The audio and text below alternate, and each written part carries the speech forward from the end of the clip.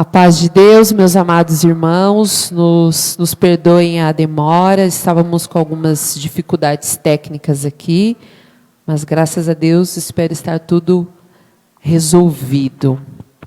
Que a paz de Deus esteja reinando sobre a sua casa, sobre o seu lar, sobre a sua família, nesse momento tão delicado, tão difícil, né, que nós estamos vivendo.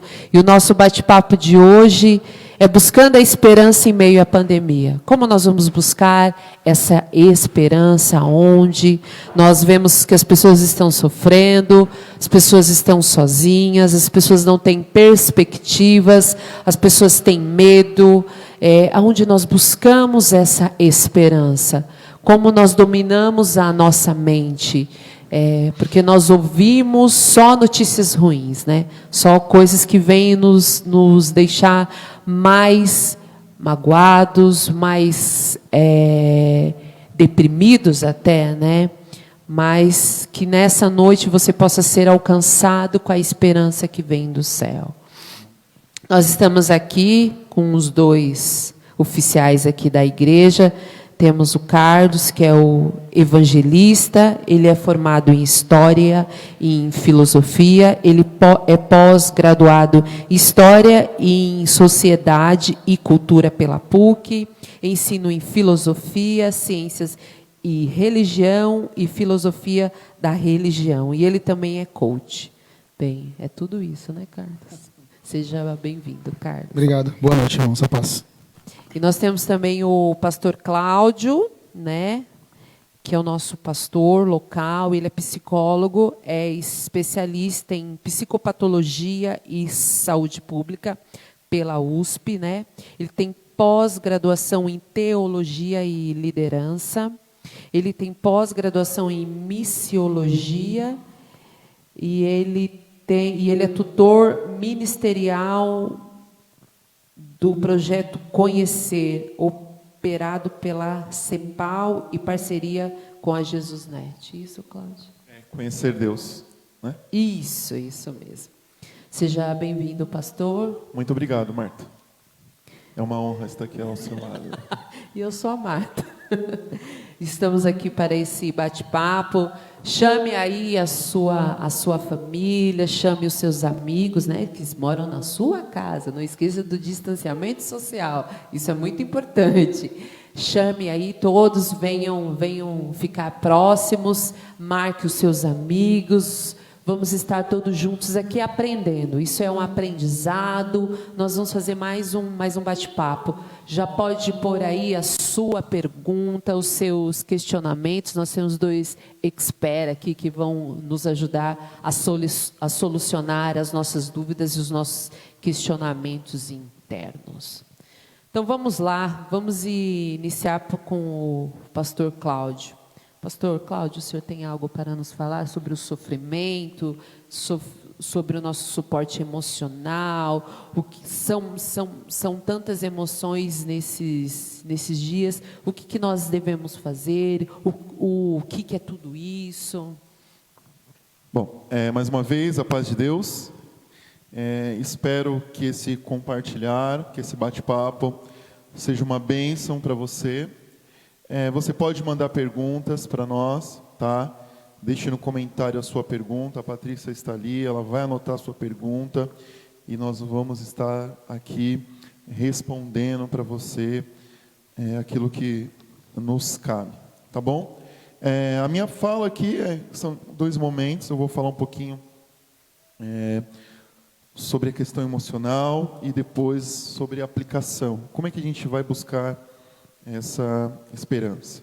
Bom, então vamos começar. Nós não estamos preparados. Quando eu falo nós, vamos incluir aí toda a humanidade. Nós não fomos preparados para o sofrimento. Essa é a realidade. Nós somos treinados a vencer. Nós somos somos estimulados a ter sonhos. Só que a gente não é ensinado a lidar com a perda. Nós não somos ensinados a lidar com a frustração. Então, temos incentivos. Olha, você vai conseguir, você vai vencer, você vai chegar lá, você é o melhor, você vai conseguir tudo que você quer, você é o tamanho dos seus sonhos, e por aí vai. Só que nós não somos ensinados, nós não somos preparados a lidar com a dor, com a perda, com o sofrimento e nem com as frustrações. E aí, por conta disso, por conta desse despreparo, nós ficamos doentes emocionalmente. Por quê? Porque para nós, tudo vai correr bem, tudo vai dar certo, as pessoas falam isso para nós, e quando vem essa circunstância de caos, nós ficamos doentes emocionalmente. Por quê? Porque a gente espera apenas coisas boas da vida. Então, qual que é a realidade? A realidade é que não existe suporte emocional para suportarmos esta pandemia. Não existe suporte emocional para lidar com a quarentena. E aí, eu vou perguntar e eu mesmo responder. O que acontece? Por que a gente não tem... o que acontece por não ter esse suporte? O que acontece conosco por não ter esse suporte? Nós entramos em uma decadência emocional. Ao entrar nessa decadência emocional, vai gerando em nós uma hipersensibilidade. Essa hipersensibilidade emocional nos torna suscetível a ser afetado por qualquer coisa. Então, qualquer coisa nos afeta. Qualquer coisa nos machuca. Qualquer coisa afeta o nosso campo emocional. E esse campo emocional, ele vai se tornando uma terra de ninguém. Ou seja, todas as pessoas, todas as situações vão entrando em nós, vão nos invadindo, vão nos infectando e nos tornando fracos emocionalmente. E aí, as nossas estruturas emocionais, elas não vão suportar.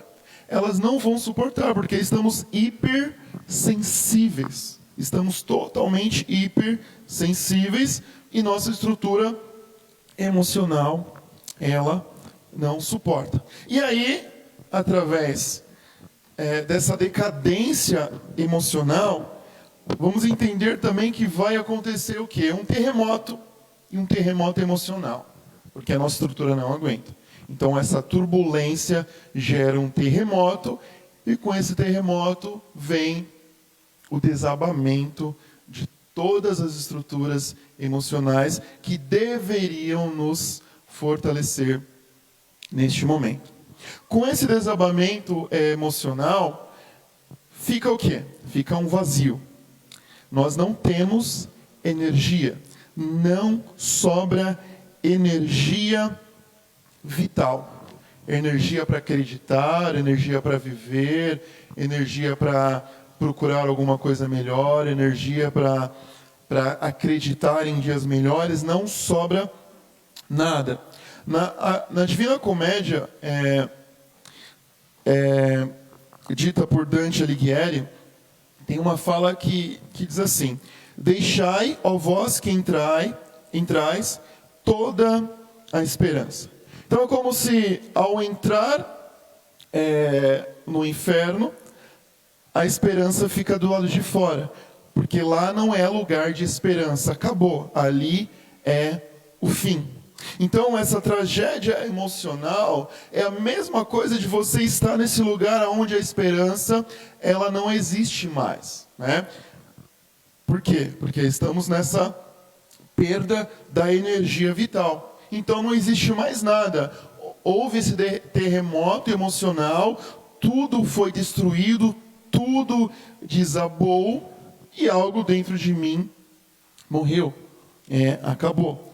E aí tem uma frase do Albert Schweitzer, ele fala assim: a tragédia não é quando o homem morre, a tragédia é o que morre dentro do homem quando ele está vivo. Essa é a pior tragédia, o que morre dentro de cada um de nós enquanto nós estamos vivos. E aí, quantos de nós, nessa pandemia, nesta quarentena, temos morrido, temos perdido, temos nos entregado, não temos mais energia para lidar com esta situação. Então, olha só, não somos preparados para sofrer, não fomos preparados para lidar com frustrações. Por não estar preparado para passar por frustrações e perdas, não existe um suporte emocional. Por não existir este suporte emocional, entramos em uma decadência. E essa decadência emocional nos torna hipersensíveis, aonde tudo nos afeta, tudo nos machuca, tudo nos fere, e aí vai chegar um tempo que não vamos suportar por conta dessa hipersensibilidade, e aí a gente desmorona, a gente cai. E aí fica nesse vazio emocional. E aí o que a gente precisa fazer? Nós precisamos ser resgatado desse inferno emocional. E como sair dessa decadência, desse vazio, desse inferno emocional? Canalizar a nossa dor. A dor, ela é uma energia. Tem um termo que a gente usa muito na psicologia, que é a resiliência. A resiliência é um termo que vem da física. Resiliência é acumular energia quando é exigido algo de nós ou quando somos submetidos a algum tipo de estresse. Então vamos pensar num elástico. Você pega esse elástico, você estica esse elástico e você está causando nele um estresse. Através desse estresse, de você estar puxando esse elástico, você gera nele energia. Quando você solta esse elástico, ele vai para longe, por conta da energia que você ocasionou nele. E aí, a dor que nós sofremos hoje, por conta dessa pandemia, desse isolamento, dessa quarentena, da crise econômica, da crise social, isso gera em nós dor. E essa dor, ela precisa ser canalizada como uma energia positiva. Para quê? Para que nós possamos sair desse estado de vazio, desse estado de inferno emocional, desse estado de morte. Então precisamos pegar essa dor, precisamos pegar a energia dessa dor e transformar em esperança. Precisamos pegar a energia dessa dor e transformar em esperança. Só que esperança não no sentido de esperar. Eu desejo que tudo vai bem. Eu desejo que logo, logo as coisas passam e voltam ao normal. Eu desejo que, olha, tudo tranquilo, que tudo vai se resolver. Não é isso. É a esperança que o filósofo Mário Sérgio Cortella vai dizer. Esperança do verbo esperançar. Como assim esperança do verbo esperançar? A esperança do verbo esperançar eu permaneço vivo, eu permaneço lutando, eu permaneço batalhando, eu permaneço persistindo. Eu não vou ficar numa situação passiva de esperar as coisas se resolverem, não. Eu vou pegar a energia da minha dor e eu vou esperançar. Eu vou continuar, eu vou trabalhar, eu vou lutar para um dia melhor. Então, a gente não pode ter medo do caminho.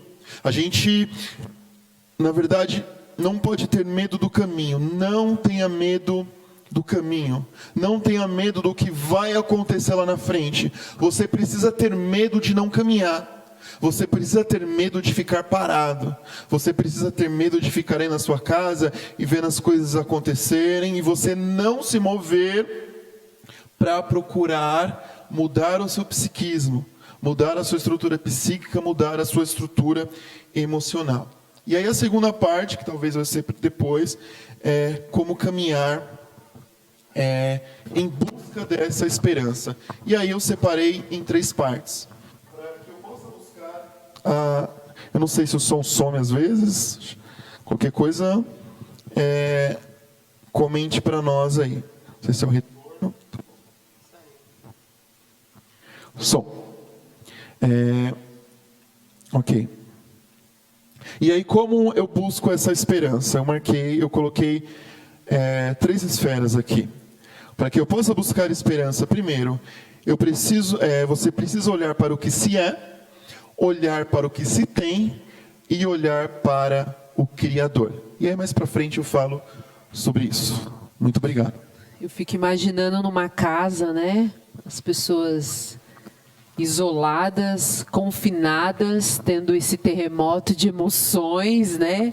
Tendo que conviver, por exemplo, o pai de família, pensando, né, no seu emprego, no sustento, a mãe preocupada, as parcelas.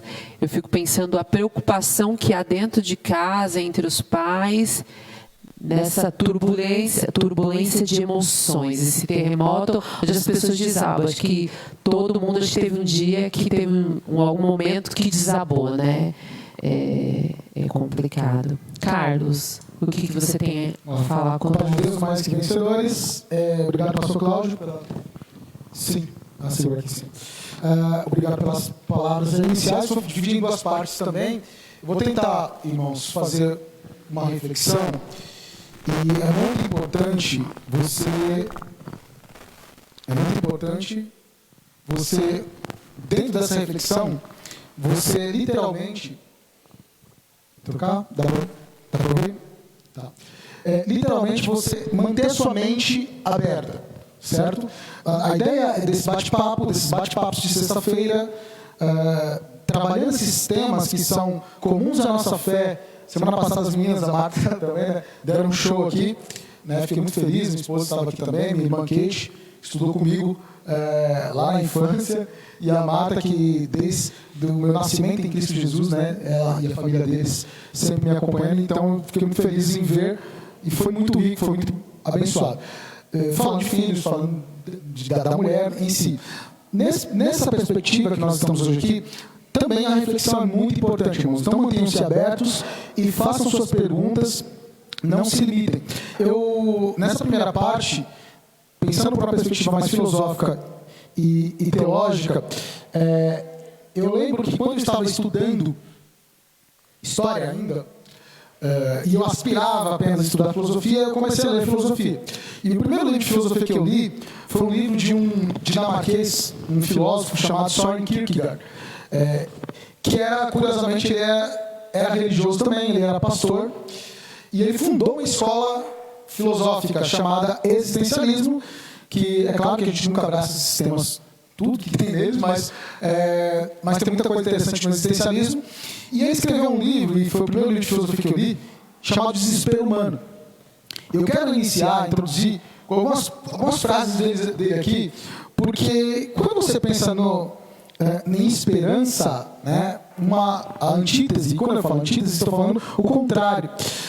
O pensamento contrário de esperança talvez seja o desespero, certo? Perder a esperança é desesperar. E em situações de dificuldade, para muitos, talvez esse momento esteja sendo o pior dos últimos anos aí, mas tem irmãos nossos que já estão num sofrimento quase que sem fim há um bom tempo, né? Marta acabou de citar aqui a questão de estar dentro de casa e os problemas talvez estão mais latentes.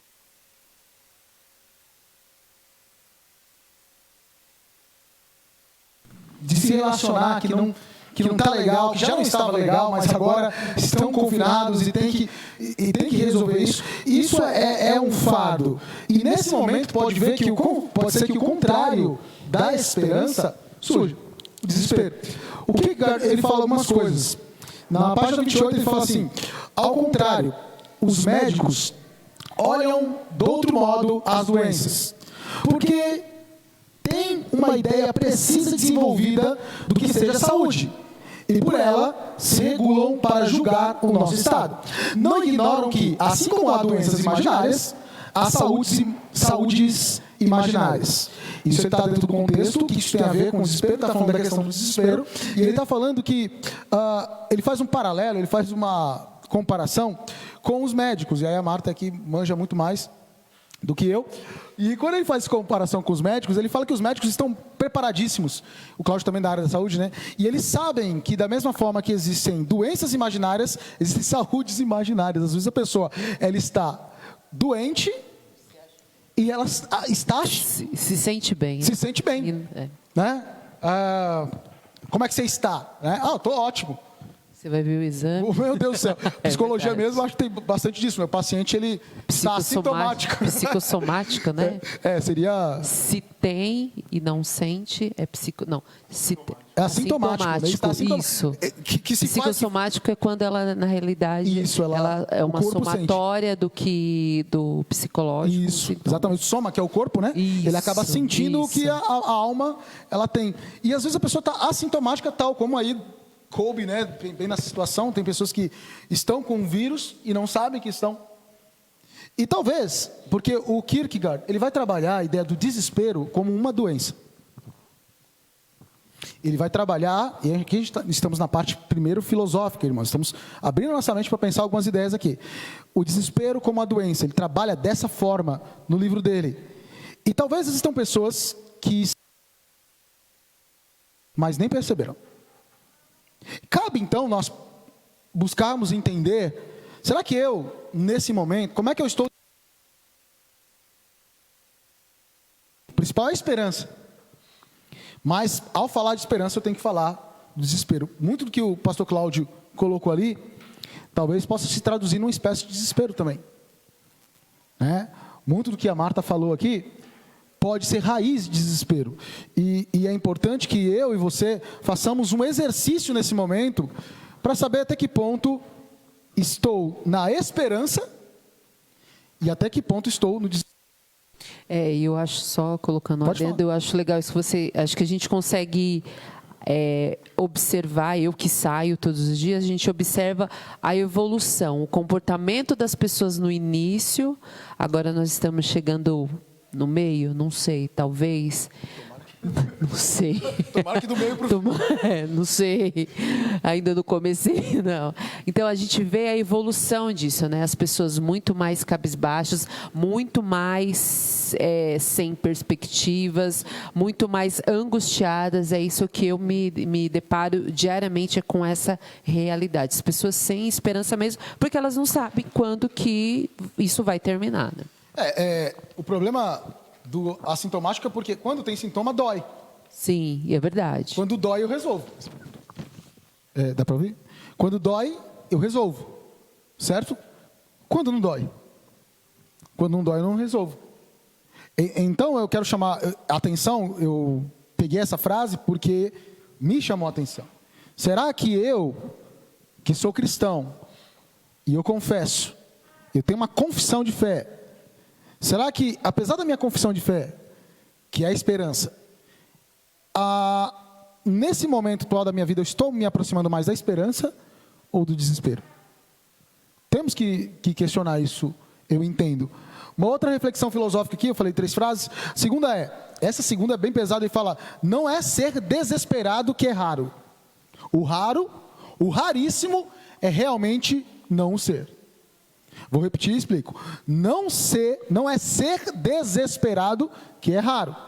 O raríssimo é realmente não ser. Ou seja, o raro é não ser desesperado. Se o desespero é uma doença, ele fala que está quase todo mundo doente. O Kierkegaard não salva ninguém aqui, por exemplo. Ele fala que o desespero humano, que é o tema do livro dele, é uma doença que praticamente pegou a todos. Tanto que ele vai comparar relacionar o desespero com o pecado. Se o pecado é uma doença, quem dentre nós não está doente? Quem dentre nós não está doente? Certo?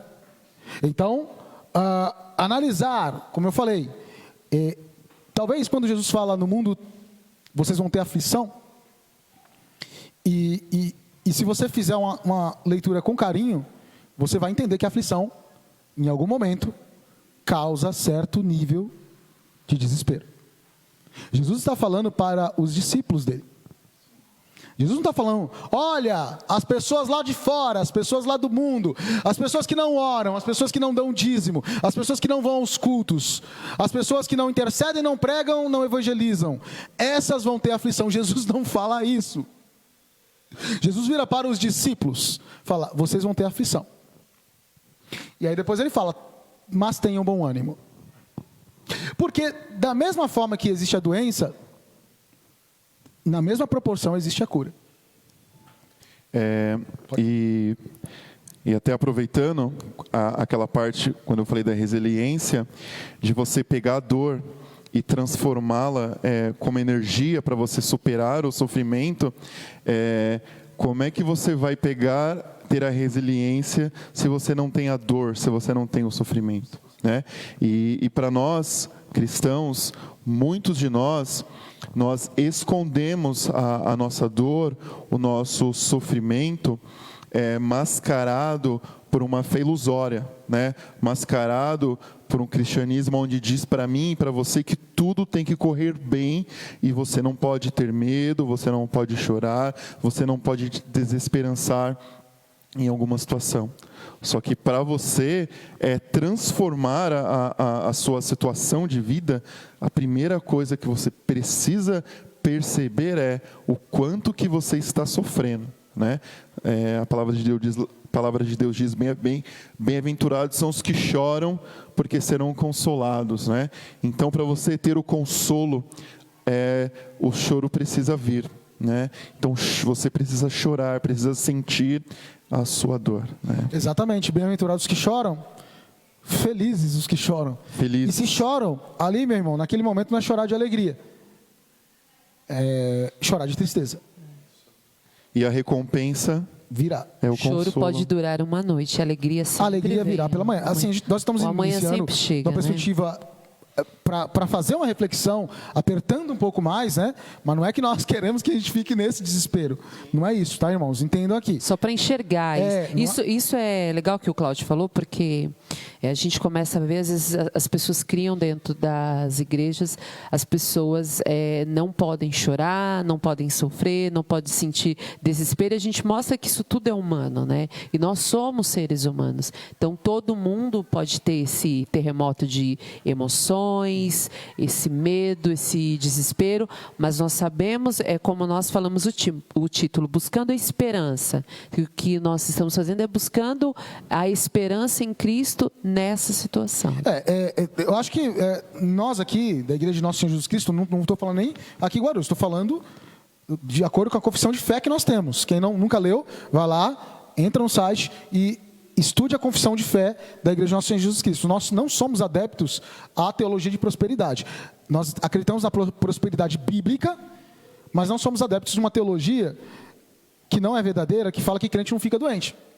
Que isso não é verdade. Fica e morre. E morre. Eu já cuidei de pacientes com câncer, oncológicos, cristãos, e morreram. Como da mesma perspectiva, quando de acordo Oraram com o plano de para Deus, ser curados? sim, Sim, mas morreram. de acordo com o plano de Deus, de acordo com a vontade de Deus, da mesma perspectiva também Deus cura.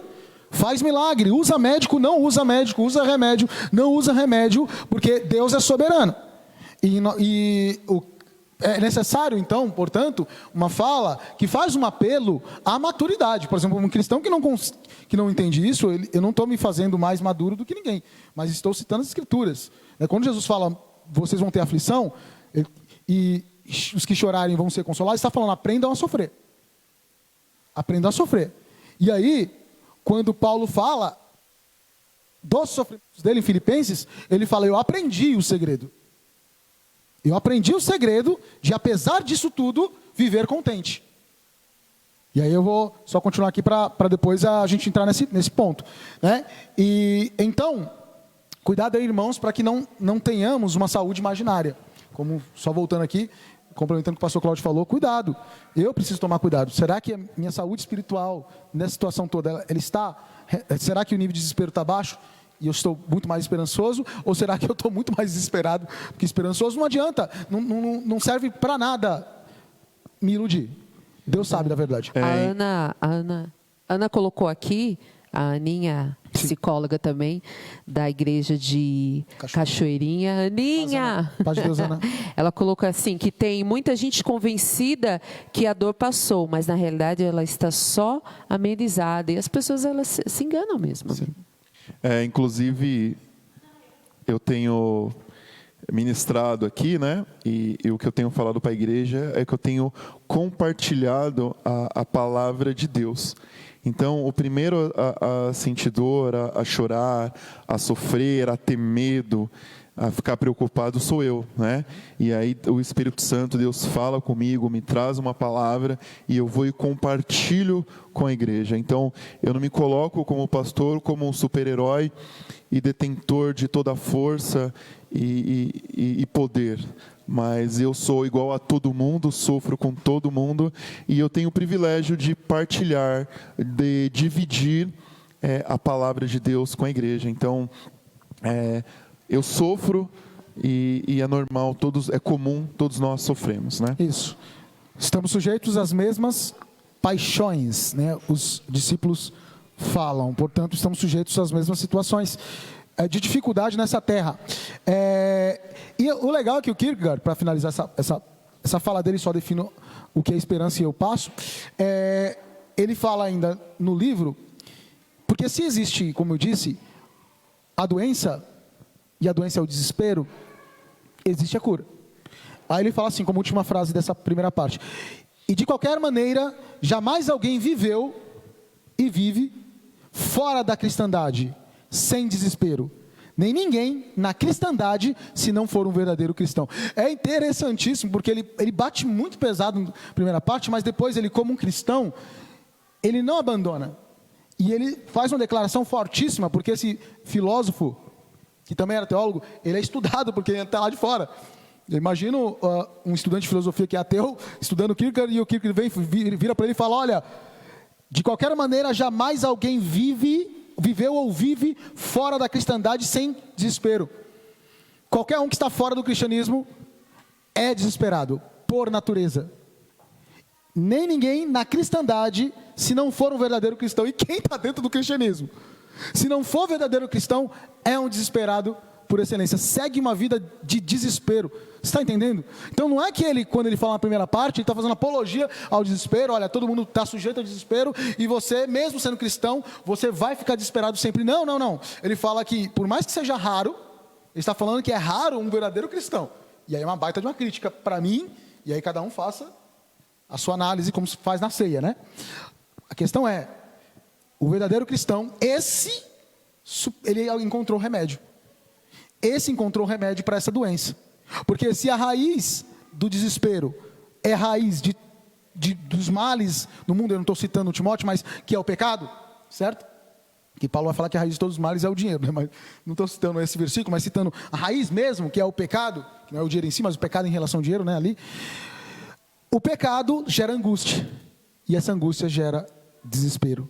E esse desespero me alcança quando eu estou longe do cristianismo, certo? E aí, Carlos, o que é, então, a esperança, que é o contrário? Filosoficamente, fui atrás de filosofia. Filosofia não fala muito porque é um tema da psicologia, né? Embora ele trabalha o termo, mas ele não define muito bem.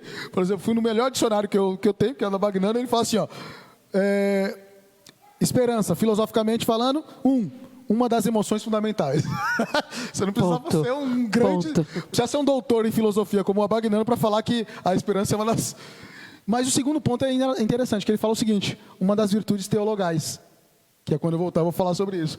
E aí, teologicamente, o Millard Erickson, que é um teólogo norte-americano muito bom, dos bons, ele fala assim, que a esperança é a expectativa de coisas boas no futuro. Eu gosto ele coloca de forma fácil, né? É uma expectativa de coisas boas no futuro. Meu irmão, no meio da situação toda, qual é a tua expectativa em relação ao futuro? Se a tua expectativa, no meio de uma desgrama dessa, no meio do teu salário diminuindo, no meio das pessoas ficando desempregadas, talvez você esteja desempregado, no meio das pessoas ficando doentes, talvez você esteja doente, ou alguém que você ama, você ter uma perspectiva boa para o futuro. No cenário cristão ele fala fé. Fé em relação a assuntos que ainda estão para acontecer. Fé. Esperança, então, tem a ver com fé. E aí eu deixo para vocês. Eu já tenho umas perguntas aqui, a gente pode... O programa é meu. Ui. Pastor Cláudio, você falou sobre preparo, né? Quem deveria nos preparar para essa pandemia, né? Para esse evento? A igreja, pregações? Onde está o erro? Silvana Araújo. Boa pergunta. Eu acho que é o retorno, né? Vocês estão me ouvindo bem, né? Eu não estou me ouvindo. Eu estou te ouvindo bem. Então acho que eu estou... Alô, ele não está. Será que... Acho que depois eu estou rindo. Bom, primeiro é a mãe e o pai, né? A mãe e o pai falam sim. Papai, eu quero ganhar, eu quero um carro, eu quero um brinquedo novo. A mamãe e o papai vai comprar porque eu trabalho, a gente fica o dia fora de casa trabalhando e eu sinto culpada por isso. Eu preciso suprir essa necessidade e eu vou lá e compro o carrinho para você sorrir e ficar feliz. Então o filho começa a acreditar que tudo é possível, porque tudo que ele quer ele tem, né? E a gente esquece que o não é o melhor organizador psíquico que se tem para se formar uma pessoa. E a gente tem dó, tem pena de falar não. Só que a gente não sabe o mal que nós estamos fazendo para os nossos filhos.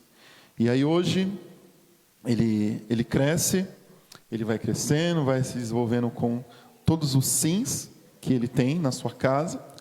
Só que quando ele vai para a rua, o mundo diz não para ele. E aí ele não suporta, ele entra em crise. Então, a primeira coisa é esse preparo, ele não vem de casa. Depois, questão, você disse da igreja, né? A gente ouve na igreja onde o pastor fala para mim que Deus tem promessas para mim, que Deus vai curar a minha dor, que se eu comprar um sabonete, se eu for no culto de não sei o quê, na oração de alguma coisa, eu vou conseguir. Se eu seguir a receita, eu vou chegar lá. E aí eu vou aprendendo que eu consigo tudo. Eu vejo as pessoas testemunhando que elas ganharam, que elas conseguiram, só que em uma plateia de, 4.000 pessoas, eu ouço 10 testemunhos, né? Em percentual, essas 4 pessoas conseguiram, e aquelas 4.000 pessoas, elas estão sofrendo, estão com fome, estão padecendo.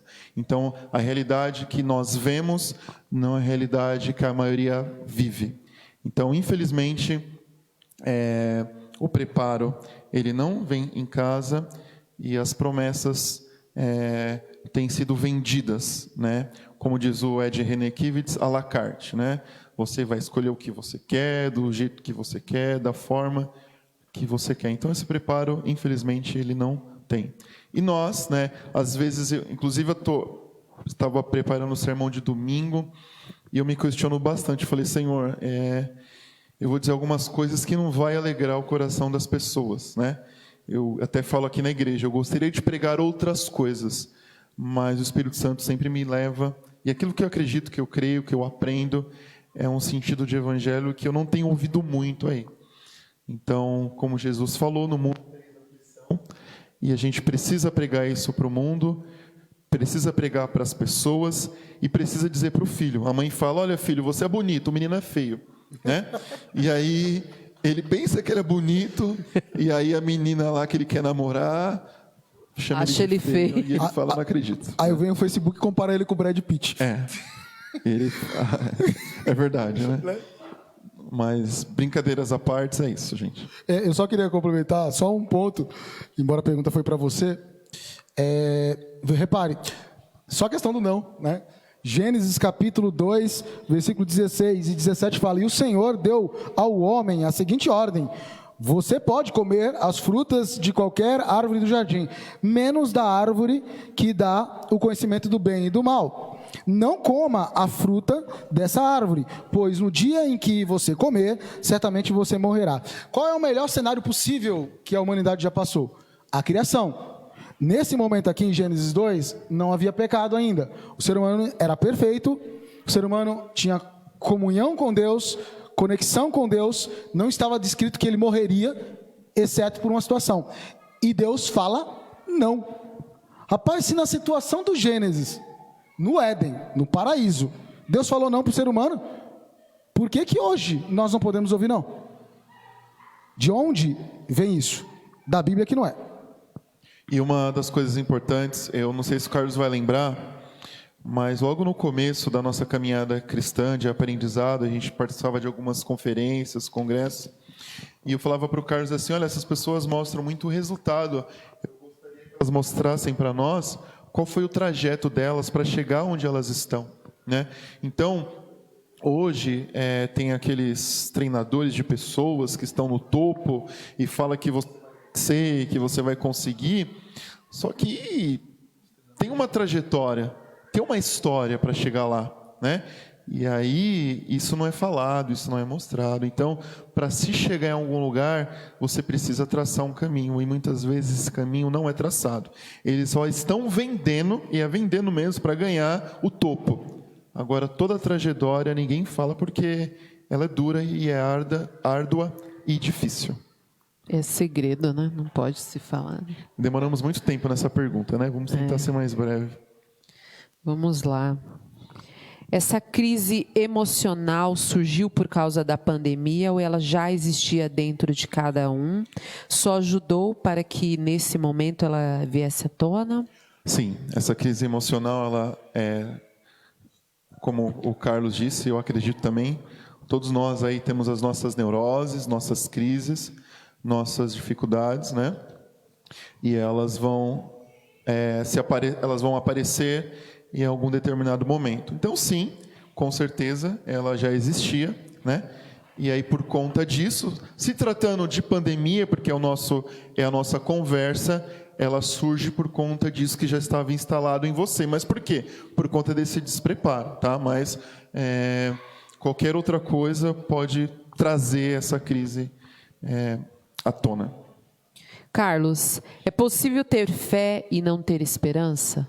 Isso é para mim mesmo, isso aí? Ainda bem. Se é possível ter fé e não ter esperança? Não, não ter esperança, não. Você pode... Não, estou concordando com você pode, em algum momento... Porque aí vamos colocar os pingos nos is, né? Isso. Ter o desespero humano. A pergunta é do Rony Carlos. Desespero humano. Você pode ter um desespero humano. Por exemplo, como é que eu, cristão, em algum momento posso ficar desesperado? Ou até devo. Olha só que coisa, hein? Se o Kierkegaard estiver correto, e o pecado é a grande raiz do desespero, que gera angústia, o correto, tendo o Espírito Santo em mim, é que no momento do meu pecado, se não no momento, mas assim que a reflexão vier, que eu fique desesperado com ele. Então, em algum momento você vai, né? Por exemplo, é uma típica situação. Eu cometi um pecado e eu fui ministrado pelo Espírito Santo, eu fui ministrado pelo Espírito Santo, fui ministrado por um irmão, meu pastor, pela minha esposa, filhos. E ao ser ministrado por essas pessoas e o Espírito de Deus, próprio Deus, eu manifesto, eu reconheço que eu estou errado, e aí eu fiquei desesperado. E nesse desespero, eu abandono o meu pecado. Nesse momento, eu demonstrei fé, nessa situação específica. Agora, eu perder totalmente a esperança, por exemplo, nas promessas de Deus, aliás, perder as esperanças em qualquer promessa de Deus, isso já demonstra falta de fé, né? O desespero humano quando no cristão aconteceu alguma coisa ruim com meu filho e vai ter um momento de desespero ali. Isso é bem humano. Certo? Aconteceu alguma coisa ruim comigo, com as pessoas que eu amo, e eu fico temporariamente desesperado. Eu fico no sentido de, meu Deus, e agora? Eu não sei, estou incerto. E aí faço o quê? Eu oro. E aí quando eu oro, eu sou recuperado por Deus. Agora, perder a fé nas... E por que eu sou recuperado? Por causa das promessas. Perder a fé nas promessas, se desesperar em relação às promessas, aí não dá. É possível buscar a esperança fora de Deus ou não existe esperança sem Deus? Vou falar disso na minha próxima fala. Então vamos aguardar as cenas dos próximos capítulos. Pastor Cláudio, uma pergunta da Kate Nascimento. Diante de uma notícia ruim, devo compartilhar com as crianças ou devo poupá-las? Um exemplo, notícia como morte, desemprego. Hoje a gente vê muito, né? Eu vejo o Caio lá em casa e o Edinho. Às vezes a gente fala algumas coisas, as crianças pegam no ar, né? Às vezes a gente fala, não pode gastar muito. Às vezes eu vejo ele, não pode gastar, não tem dinheiro. Não é agora. Então, a gente vê as crianças... Eu acho que... Sofia, não vou responder. Posso responder? Eu vou responder do meu ponto de vista como mãe, ele responde do ponto de vista psicológico. Eu acho que a gente não pode esconder algumas coisas. A criança tem que receber esses não, né? Saber o não pode. Não, agora não é o momento. De repente, a vovó morreu. Não, a vovó viajou, a vovó não vai vir mais. Não, a vovó, ela foi morar com o papai do céu. Ela está guardada. O Caio, ele guarda isso assim, fulano de tal foi morar com o papai do céu, está guardado. Então, assim, eu acho que a gente tem que mostrar, assim, algumas... a gente sabe que quando a gente liga a TV, a gente só vê péssimas notícias. Eu acho que a gente tem que, sim, dar as notícias reais, né, de acordo com o entendimento deles, né, de uma forma lúdica, uma forma que eles entendam, mas eu acho que a gente precisa compartilhar assim, o papai e a mamãe não pode gastar muito, porque o papai não recebe mais a mesma coisa, isso, aquilo, até mesmo para compartilhar esse momento com eles, mas tudo de um jeito que não afete, né, as crianças psicologicamente. Eu acho que é isso, o meu lado como mãe, né? É isso mesmo. A gente está muito preocupado em poupar os nossos filhos da dor, né? Só que isso não vai ser para sempre, né? E a gente não consegue fazer isso. Então, precisamos sim falar, precisamos sim contar, mas saber a forma adequada e coerente de conversar com ele, tá? Explicar a situação. Morreu tal pessoa, vai explicar o que é a morte, vai explicar aonde ele está, vai explicar que não vai vir mais. E aí a criança vai ter a sua elaboração, vai ter o seu próprio luto. Não adianta a gente criar um mundo de ilusão, colocar nossos filhos em uma bolha, porque essa bolha vai estourar, eles serão desiludidos aí pela vida. E às vezes nós não vamos estar aqui, né? Não estaremos aqui. E o nosso papel como pai e mãe é só prepará-los para o mundo, né? Eles são os nossos hóspedes lá na nossa casa, vão passar alguns anos e depois vão embora. E é claro que na educação a gente chama de transposição didática, que é você pegar algo que é complicado e você passar da forma mais simples possível. Quando fala mais simples possível, é dentro de uma linguagem que as pessoas entendam. Às vezes a gente, até o Cláudio, a gente peca porque a gente não consegue passar da forma que a gente gostaria alguns temas que são mais complexos. E com as crianças é a mesma coisa. Agora, qual é a responsabilidade nossa como pais, mas sobretudo como cristãos, passar a verdade? É claro que tem coisas que a criança não precisa saber, óbvio. Sim, até pela idade. A gente, de acordo com seus filhos, você avalia a faixa etária. Tem coisa que não dá para falar ainda. Isso. Mas em algum momento tem que ser dito. Você tem que pensar até em responsabilidade. Quem quer responsabilidade?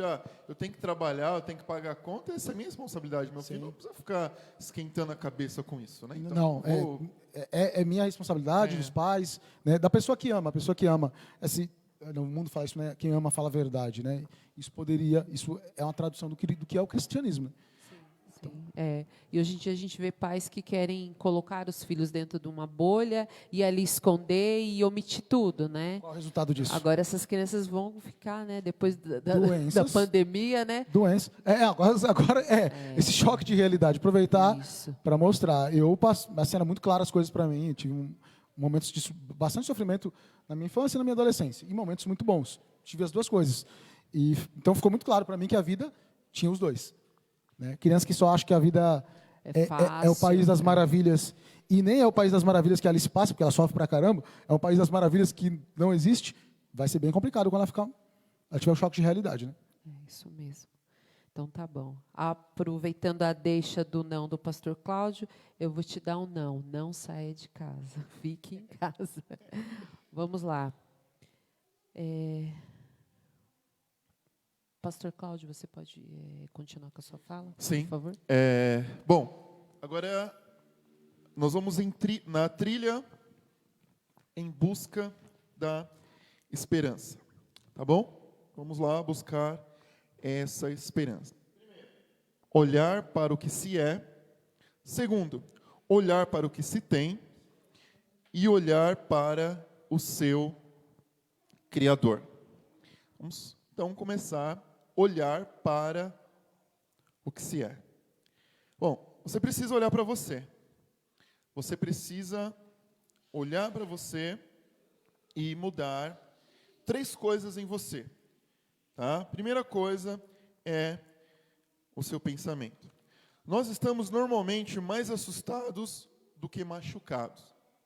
Sofremos mais na imaginação do que na realidade. O nosso sofrimento, ele é muito maior no nosso pensamento do que na nossa ação. Isso aí é desde criança, né? Lembra lá, você criancinha, sua mãe só pegava o chinelo, você já começava a chorar. Encostou em você, já vem um choro. A mãe fala, mas espera aí, eu nem bati ainda e você já está chorando? Nós ainda estamos com esse sentimento primitivo, né?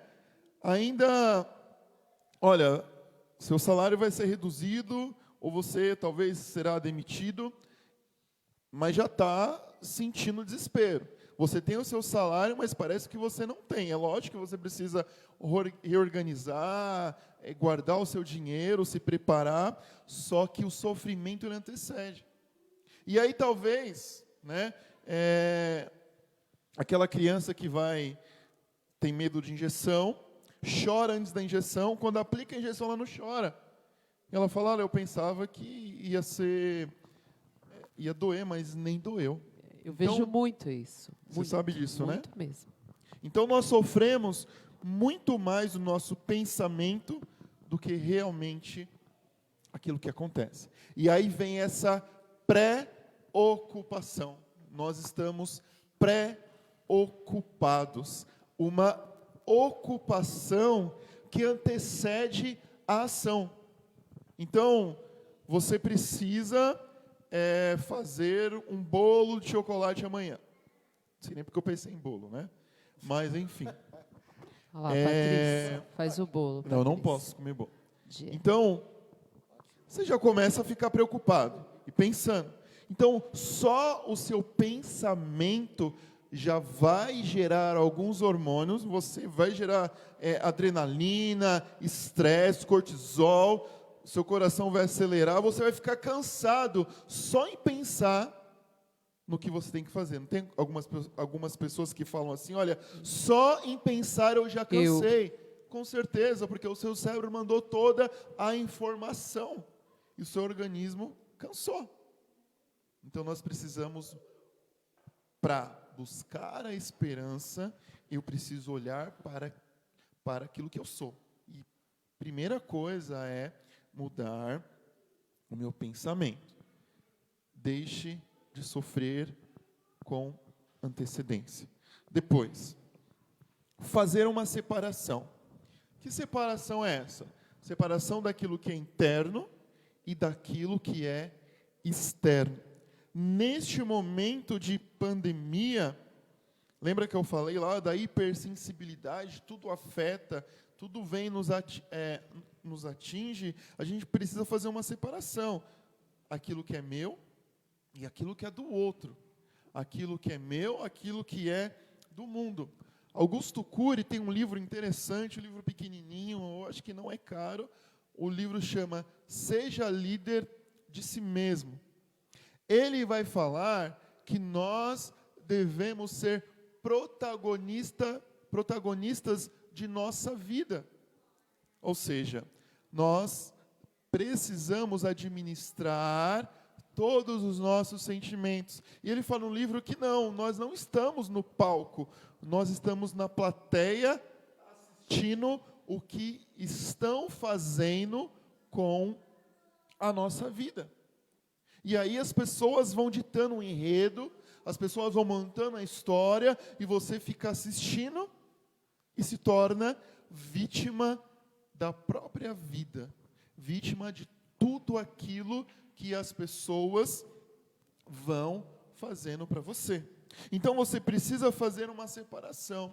O que é meu? O que é do outro? Quem sou eu? O que é o mundo? Então separe os sentimentos de fora. Não deixe que os sentimentos de fora entrem na sua vida. Seja o protagonista das suas ações. Depois, estão me ouvindo? Sumiu o som? Bom, mude o seu pensamento, faça uma separação.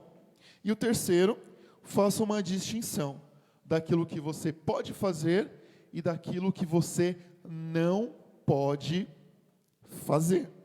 Olha só, estamos vivendo em um momento de pandemia. Que desastre, com certeza, que sofrimento, com certeza, o que vai ser de nós? Eu não sei. Só que uma coisa é fato, tem coisas que você pode fazer e tem coisas que você não pode fazer. Você pode acabar com essa epidemia? Não, você não pode, a não ser que você esteja trabalhando lá, né, na vacina e tal, mas eu não posso. Eu não tenho esse poder de acabar com a epidemia. Eu não posso resolver o caos na economia, eu não posso. Então, olha só, a primeira coisa, uma das coisas que eu já preciso fazer é separar, fazer uma distinção daquilo, o que eu posso fazer, o que eu não posso fazer. Nós ficamos assistindo o noticiário e aquilo vai nos afligindo, só que o que eu posso fazer? Olha, o que eu posso fazer é cumprir as regras de isolamento, é cumprir os protocolos, as etiquetas. Essa é a minha parte. Não dá para eu tomar as dores que não são minhas. Por quê? Porque eu não vou resolver a situação. Então, talvez é como aquela avó, aquela matriarca, que toma a dor de todos os filhos, toma a dor de todos os netos, todos os genros, e ela não vive. Ela não vive. Então, tudo bem? Dá para ouvir daqui. Está ouvindo aí? Tá. Tudo bem, então? Mande aí, se está me ouvindo, mande um ok aí.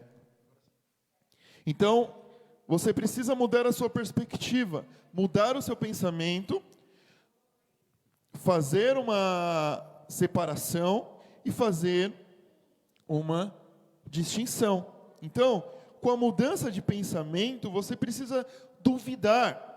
Será mesmo? Será que aquilo que eu estou acreditando está certo? Duvide das suas crenças. O nosso problema é acreditar muito em nós mesmos. Nós não duvidamos de nós mesmos. E você precisa duvidar. Às vezes está todo mundo falando para você que você está errado e você fala, não, eu estou certo. Então, duvide de si mesmo. Depois, como mudar o meu pensamento? Pense assim, qual vantagem eu tenho de pensar dessa forma? Qual vantagem eu tenho de pensar assim?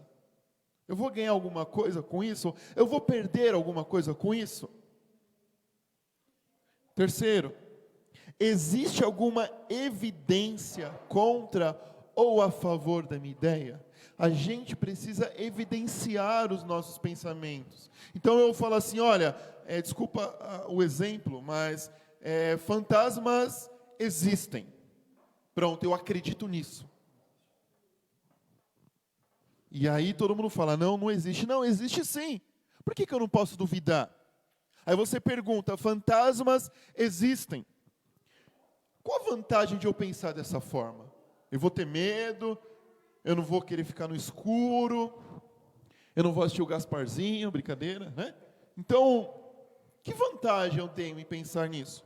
E por último, qual a evidência que fantasmas existem? Eu já vi fantasmas?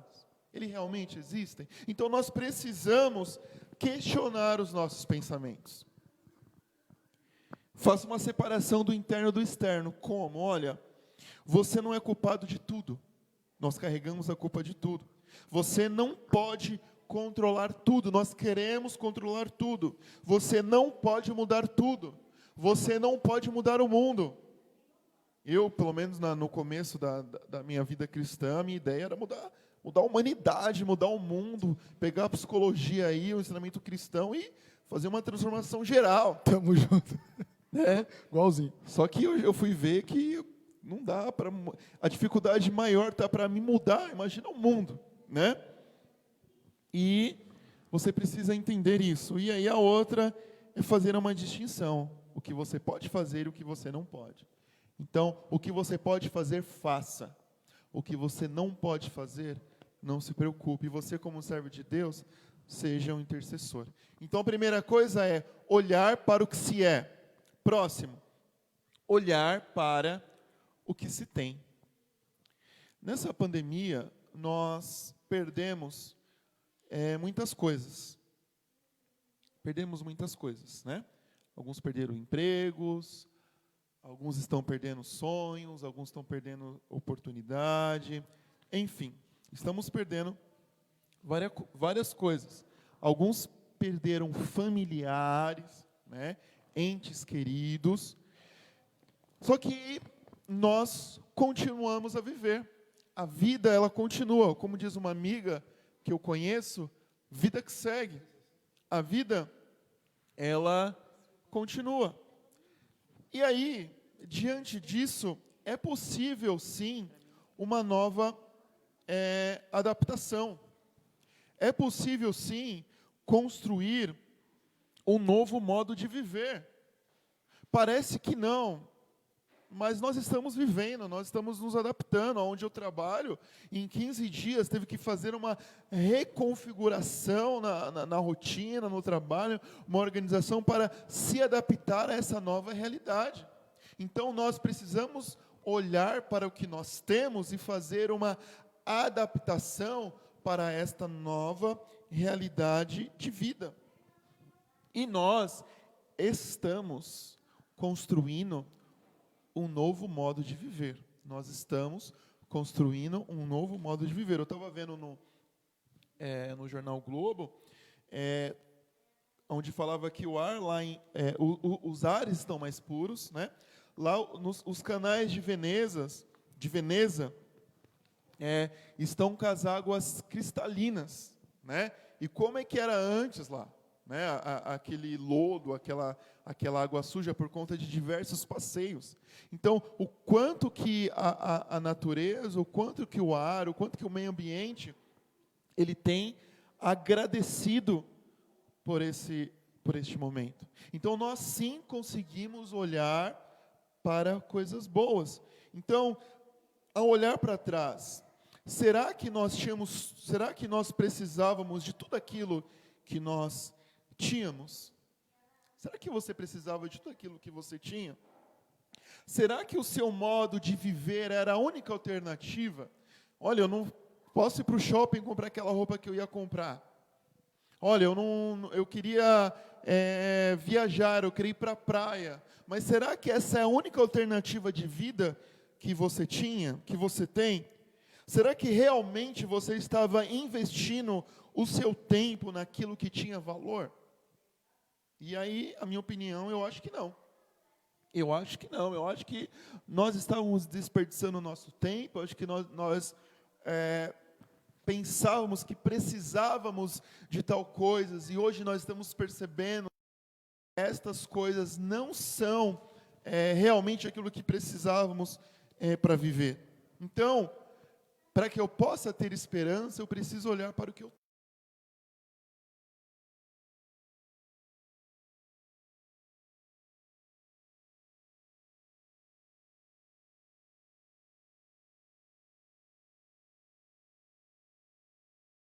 Reflexão muito grande, muito forte para mim, porque o meu trabalho tem sido afetado, não sei até quando eu vou continuar no meu trabalho, a partir do mês que vem eu vou receber 50% do meu salário, e não sei até quando, se eu vou permanecer ou não. Só que a minha questão ética foi, até que ponto eu vou suportar isso para que, como eu ouvi numa reportagem, uma pessoa que perdeu um familiar, falando assim, olha gente, levem isso a sério, porque só quem perdeu alguém por essa doença sabe realmente a dor, o sofrimento que é. Então, será que eu passando por isso, de alguma forma, eu vou estar contribuindo para que aquela pessoa ela possa ter oportunidade de ter mais alguns anos de vida ao lado do seu parente. Então, é de se pensar. Então, hoje, nós estamos pensando naquilo que realmente importa, que é a vida. Tem uma frase aqui do filósofo Sêneca, ele fala assim, até que tenhamos começado a viver sem elas, não conseguimos perceber o quão desnecessárias muitas coisas são. Nós víamos usando-as, não porque precisávamos delas, mas porque a tínhamos. Então nós utilizávamos tudo isso, não porque a gente precisava, mas porque tem. Já que está aí, vamos aproveitar. Só que hoje nós estamos lutando pela vida. Algumas pessoas não estão saindo de casa porque estão lutando pela vida. Nós estamos renunciando diversas coisas por aquilo que tem mais importância no mundo, é a nossa própria vida. E aí nós estamos aprendendo a viver com aquilo que Deus ele nos dá oportunidade, com aquilo que Deus ele nos deu. Lá em 1 Timóteo, capítulo 6, versículo 7 e 8, fala assim, pois nada trouxemos para este mundo, e dele nada podemos levar. Por isso, tendo o que comer e com o que vestir, estejamos com isso satisfeitos. Esse texto é para dar esperança para nós. Estamos com planos, com projeções, só que hoje, ao olhar a palavra de Deus, ao olhar para a situação que nós estamos vivendo, nós vamos entender que a palavra de Deus já nos ensinou há muito tempo a olhar para o que realmente importa, que é a vida. Então, olha, se você tem o que você comer hoje, esteja satisfeito. Então, olha para o que você tem.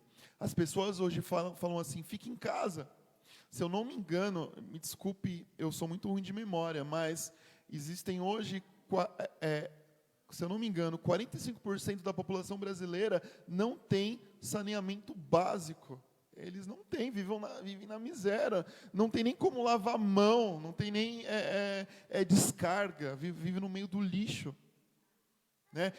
Existem pessoas que não têm aonde dormir, não tem o álcool em gel aqui. Tem água, né? Não tem água, sabão. não tem água potável.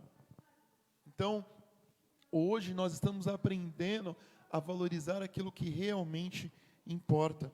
E aí Jesus também nos ensina lá em Mateus 6,33, busquem em primeiro lugar o reino de Deus e a sua justiça, e todas estas coisas lhes serão acrescentadas. Preste bem atenção, não é todas as coisas, é todas estas coisas. Se você for ver no versículos anteriores, vai dizer o que é.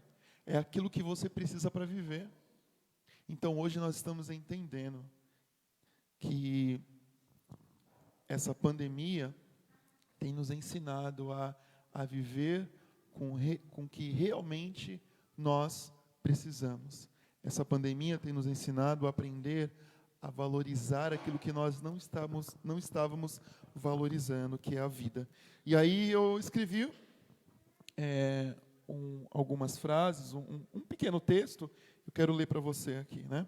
Eu até compartilhei no Facebook. Este é o momento de pensar na verdadeira riqueza, desfrutar e valorizar e aproveitar cada momento. Este é o momento de perceber o que realmente importa e o que se precisa. Precisamos de amor, de Deus, da família e dos amigos. Enfim, agradecemos, pois temos tudo isso. Isso é vida, a vida que importa, a vida que precisamos perceber. Então, olha só, a trilha da esperança começa olhando para mim, olhando para o que eu tenho, e termina olhando para o Criador. Eu estou demorando muito, né? Olhando para o Criador. E aí eu termino essa trilha da esperança. Provérbios 13:12 fala assim: a esperança que se retarda deixa o coração doente, mas o anseio satisfeito é a árvore da vida. A esperança que se retarda deixa o coração doente. Essa é desesperança que nós aqui discutimos no começo.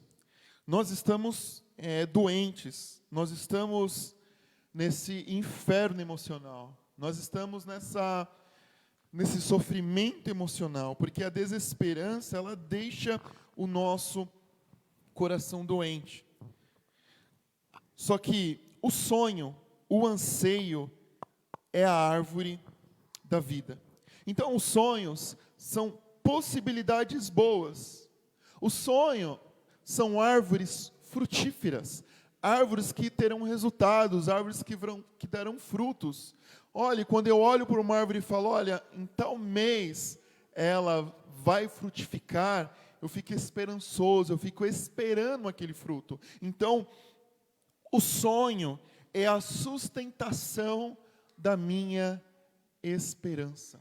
O sonho é a sustentação da minha esperança. Então, como o Carlos falou, eu preciso acreditar, eu preciso enxergar, eu preciso ver coisas boas para que nasça em mim esperança. Então, o inferno, aonde não entra esperança, é a desesperança. A desesperança é esse inferno. E o céu é a minha esperança. Então, eu preciso olhar para o céu. Eu preciso sonhar com possibilidades boas. Eu preciso sonhar que o meu Redentor, ele vive. Eu preciso ser como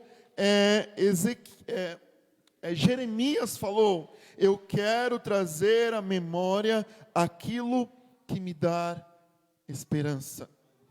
No momento de devassidão, de caos, Jeremias, ele diz assim: eu quero olhar para o céu, eu quero trazer à memória aquilo que me traz esperança. Eu vou ler até o texto inteiro aqui para você.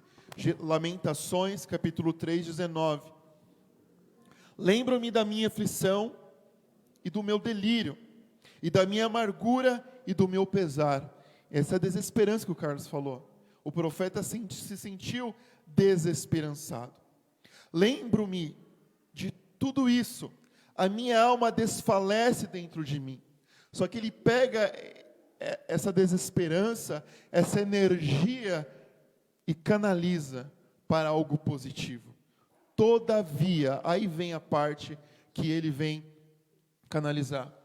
Lembro-me também do que pode me dar esperança.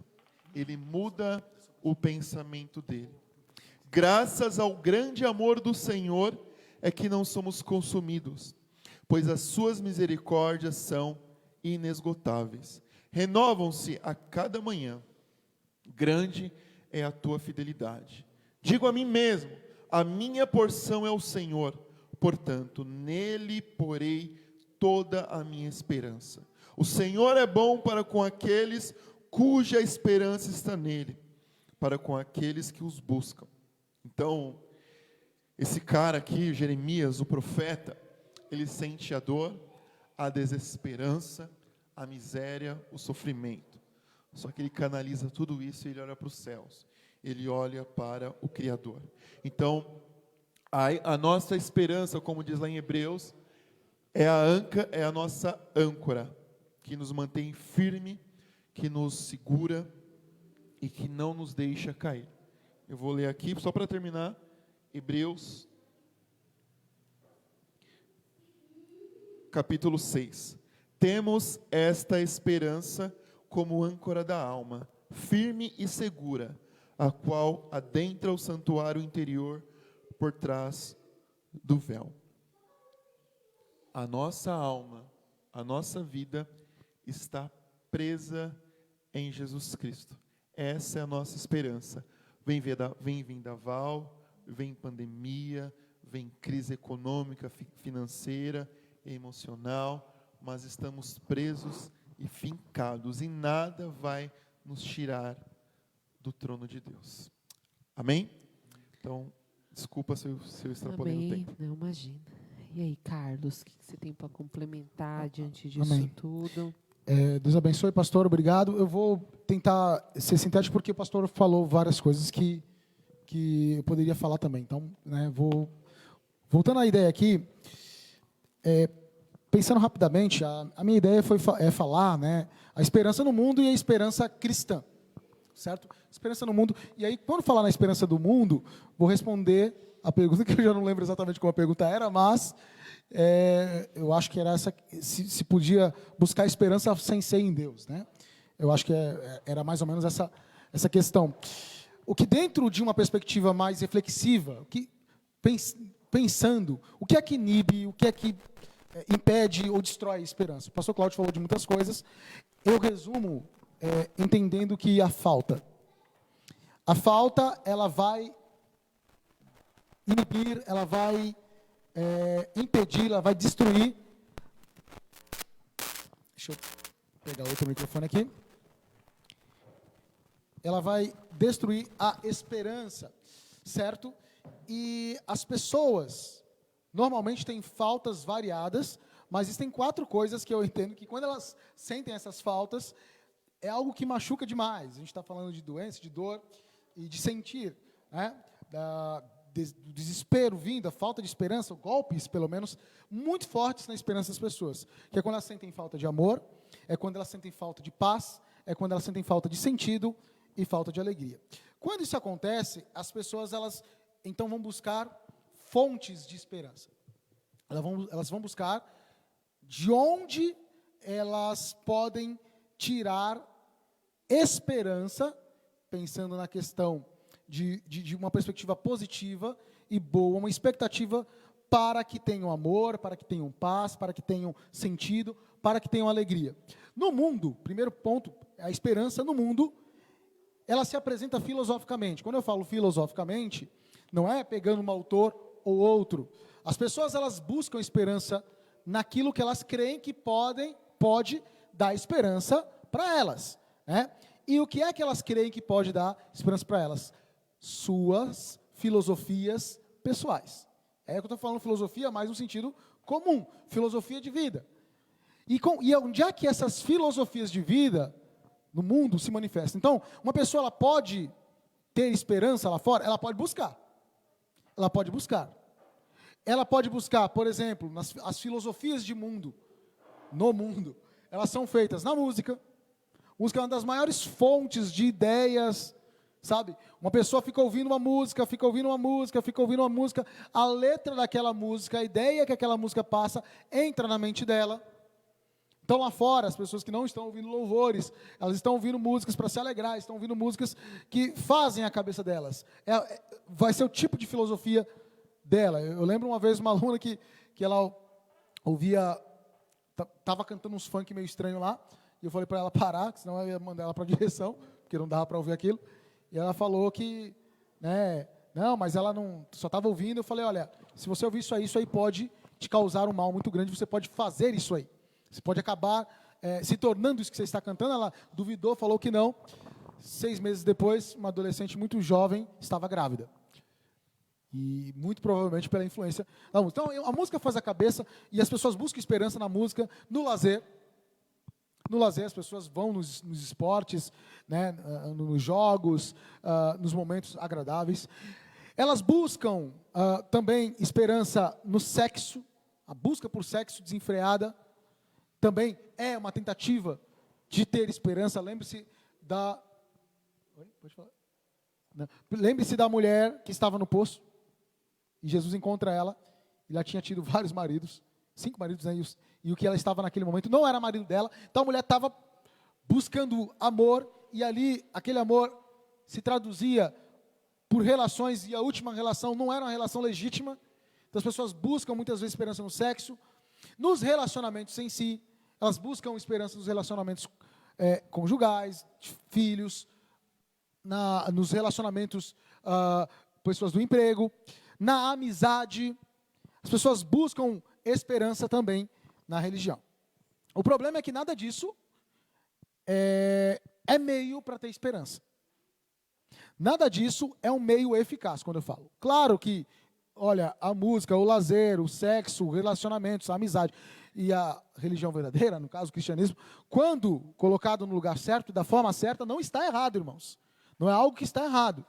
Só que esses fatores, eles são um fim em si mesmo. O que eu quero dizer com isso? Eles trazem a sensação de esperança, mas não trazem a convicção de esperança. Porque essas coisas, elas podem falhar. E aquilo que as pessoas, elas estão buscando no mundo, quando ela pensa o amor, a paz, o sentido, a alegria, na verdade, elas estão buscando essas coisas porque elas querem ser felizes. Por que no mundo as pessoas querem ter esperança? Porque elas querem ter esperança de ser felizes. A felicidade no mundo é o fim. Estou aqui com outro livrinho, só para indicar, de um outro filósofo chamado André Comte-Sponville, um francês, e ele escreveu um livro, só o título do livro, A Felicidade Desesperadamente. A felicidade desesperadamente. Aí você fala, caramba, como é que ele a felicidade desesperadamente? Sim, no mundo há um desespero para ser feliz, e as pessoas buscam meios para ter a esperança de se tornar feliz, e nego se apega em qualquer coisa que dê esperança de que através daquilo ela vai ser feliz.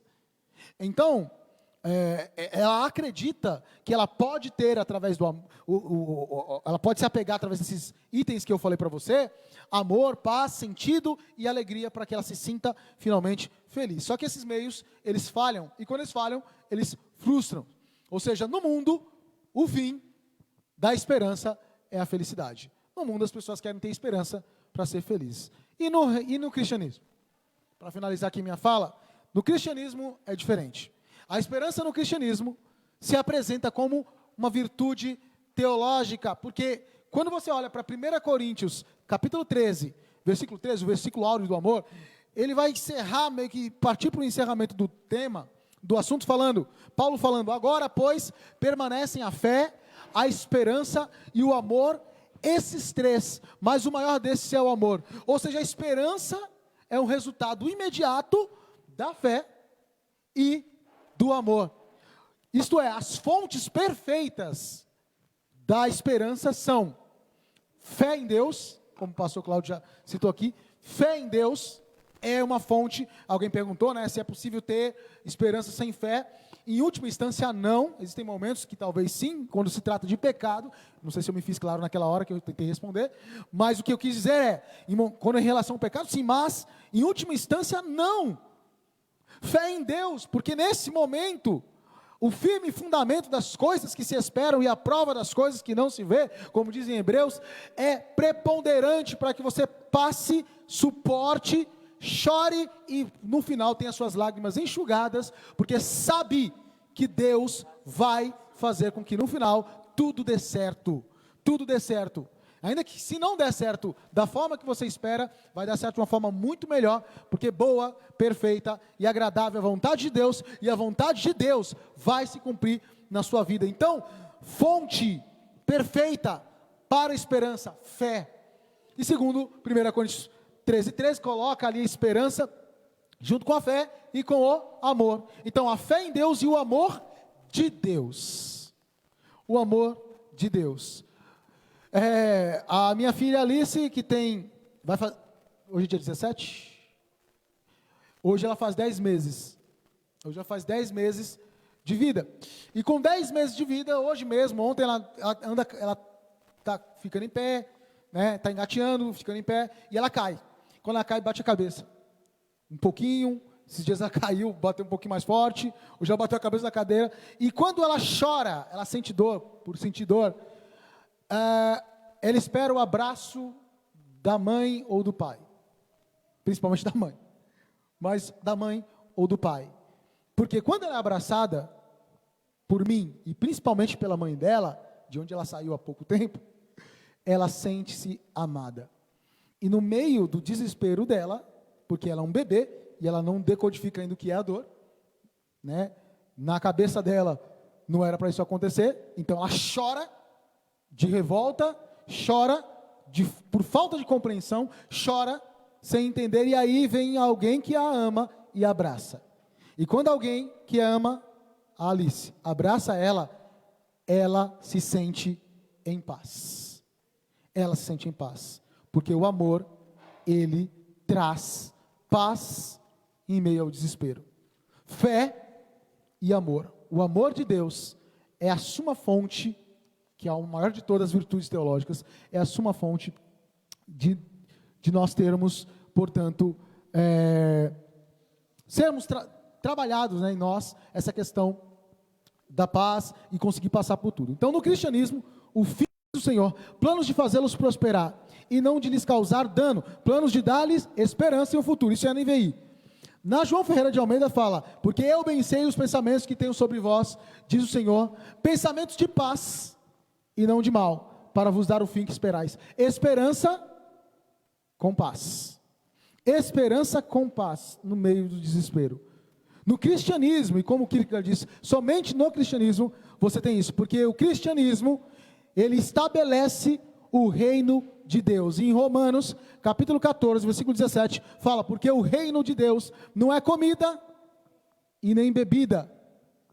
Não é a materialidade que eu preciso, que eu fico desesperado, porque nesse momento eu vou perder coisas. O reino de Deus é justiça, é paz e alegria no Espírito Santo. Então, no cristianismo, o fim da esperança é o reino. E o reino é a materialização da justiça que se manifesta nesse momento, quando eu que tenho pouco ajudo quem tem menos ainda. Paz, porque eu não sei o que vai acontecer, mas a fé no amor de Deus me faz me sentir abraçado enquanto eu choro, e eu sinto paz, e a alegria de saber que eu não estou nas mãos de qualquer um, eu não estou nas mãos do Covid-19, eu não estou nas mãos do governo brasileiro, eu não estou nas mãos da crise mundial, mas eu estou nas mãos de Deus. E quando tudo isso falhar, eu estou totalmente solto nas mãos dele, né? Então, eu finalizo falando que o mundo busca e oferece filosofias prazerosas, na esperança de ser feliz, não alcançando, pois não tem uma fonte verdadeira. O cristianismo, por sua vez, encontra no reino de Deus, manifestado na fé e no amor, as únicas e verdadeiras fontes da esperança que geram paz. E aí o Kierkegaard, encerra com ele também, fala: o desespero, todavia, é precisamente a inconsciência em que os homens estão do seu destino espiritual. Só o desespero, ele humano acontece, mas ele só toma a vida de alguém, cristão ou não cristão com certeza, mas cristão, quando ele não tem consciência do destino espiritual. Porque se tudo aqui der errado, e se de repente eu, alguém que eu amo, não só perder emprego, mas o Cláudio colocou uma situação muito pior, perder alguém que eu amo, a única esperança que eu vou ter é me apegar ao destino espiritual, que é a realidade, que é a verdadeira vida, que por mais que nós, pós-modernos, materialistas, e é difícil pensar diferente disso, é muito difícil, mas é nesse momento que a gente se aproxima da igreja primitiva e entende que o destino espiritual é a glória. Amém? Vamos lá, nós temos 5 perguntas, então agora nós vamos encerrar todas as nossas perguntas. Nós estamos partindo para o fim. Primeira pergunta é da Silvana Silvestre. Às vezes cansa esperar e não ver acontecer. Como precisamos ter esperança? Carlos. Espera aí, lê de novo para mim, por favor. Às vezes... Não, melhor o Cláudio. A Silvana perguntou. Carlos. Ela perguntou para mim? Não, melhor brincadeira. o Cláudio Quer passar para você? O Cláudio? Minha esposa, né? Uma opinião diferente. Então tá bom. Às vezes cansa esperar e não ver acontecer. Como precisamos ter esperança? Bom, eu não... Tá me ouvindo? Tá desligado, né? Não. Estou ouvindo. Bom, nós esperamos, e como eu já disse aqui, né, tendo o que comer, o que beber, já estejam contentes com isso, né? Então, você precisa... A esperança, ela cita aqui, a minha esperança é olhar para onde irei morar para sempre, o céu lindo do céu. Fala isso sobre a esperança. Então, que bom. Então, repete para mim a pergunta de novo. Às vezes cansa esperar e não ver acontecer. Como precisamos ter esperança? Sim.